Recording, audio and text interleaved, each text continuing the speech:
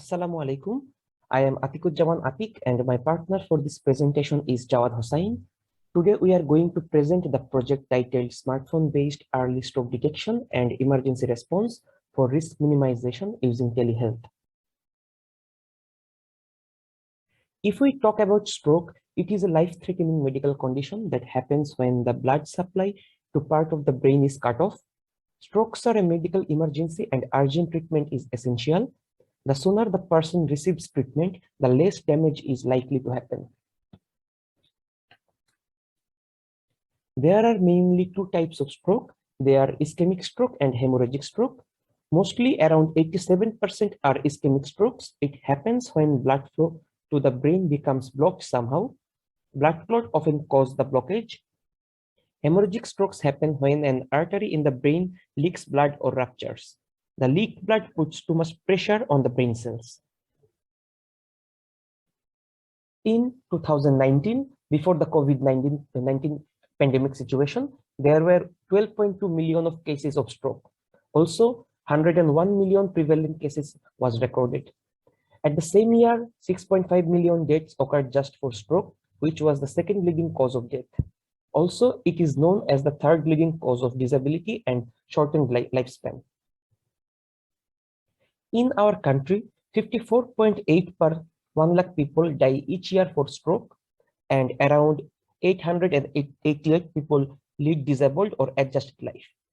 According to a report of WHO, in 2018, 0.12 million deaths happened in Bangladesh for stroke, which is the third leading cause. In each minute during a stroke, 1.9 million of neurons, 14 billion of synapses, 7.5 miles of myelinated fibers are destroyed.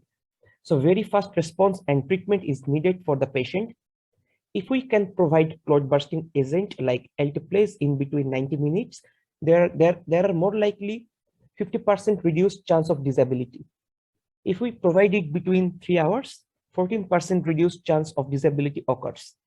If we provide it between 4.5 hours, the chances become 7%. So a very early response is needed to minimize damage. So how can we spot a stroke patient? For this, we have to follow the BFAST process.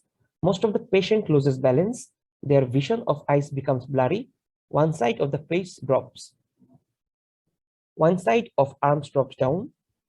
They also face speech difficulty. So we should tell them to smile, to pull on both arms, to talk just for checking. If they show the symptoms, we should act quickly for treatment. For detecting stroke, CT or MRI is performed on brain. From the image, we can surely say whether it is stroke or not and which kind of stroke it is. Why people die after stroke a lot? The first reason is ignorance. People are not aware of stroke and don't know how to deal with the aftermath. We already know quick response after stroke is very much needed. Lack of quick response leads the patient towards death. Again, the treatment cost is much higher, which is not possible for many patients. The clot bursting drug is not so available too. These are the main problems why people die and be disabled for stroke. Now my friend Jawad will continue the rest. Thank you, Atik. Now the solution that we are proposing is an app-based telehealth service for early detection of stroke and emergency response for risk minimization and coordination of treatment during danger period. Using telehealth, we will use certain strategies to facilitate detection and coordinate emergency treatment for our client through smartphone.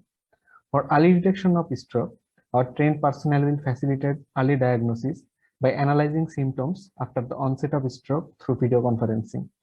Many rural areas of Bangladesh have low internet bandwidth and video conferencing is not feasible. In that case, we will provide diagnosis assistance by exchanging information with the client through phone call. Furthermore, we will provide clear instructions with illustration using the BFAST method, which is explained earlier for stroke diagnosis through our app. Secondly, in our database, we will keep track of availability of clot bursting agents, ambulances, CT scan and MRI facilities, blood bags, and donors in different locations. After the primary diagnosis of stroke, we will deliver clot busting agent to our patient from nearby available point as quickly as possible through ambulances if available.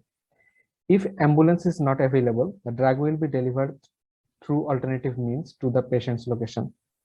This will reduce the complication of ischemic stroke, which occurs in 87% case, but there is still a possibility of hemorrhagic stroke. We will also procure blood bags and donors in nearby location in case of emergency blood loss due to hemorrhagic stroke, and book appointment in nearby CT scan and MRI facility for confirmation of stroke and determination of the type of stroke.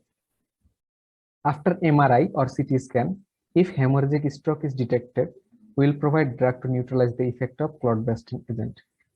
Finally, we will book an appointment at nearby hospital and transfer our patient there.